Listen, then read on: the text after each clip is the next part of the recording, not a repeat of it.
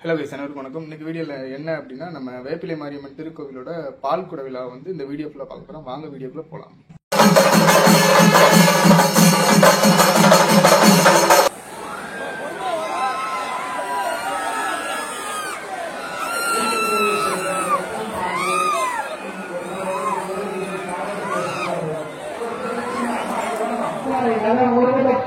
இந்த மாற்றாய் தாலுகா முழுவதும் அங்கே பல்வேறு மாவட்டங்கள், பல்வேறு மாநிலங்கள் உட்பட அனைத்து தாய்மார்களும், பெரியவர்களும், குழந்தை செல்வர்களும், முதியவர்களும் பால்குடத்தை சுமந்த வண்ணம் ஓம் சக்தி, ஓம் சக்தி, ஓம் ஆதிசக்தி, மகாசக்தி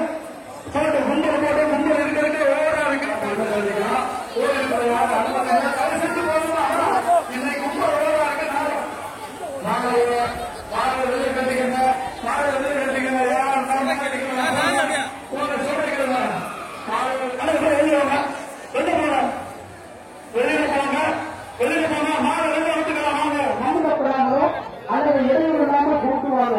குழந்தைய பத்திரமா வெளிப்புறத்திலே கூட நின்று கும்பலை சுற்றி ஒரு பால் கூட இருக்கக்கூடிய ஒரு பக்தருக்கு 2 பேர் பக்கத்துல வரலாம்.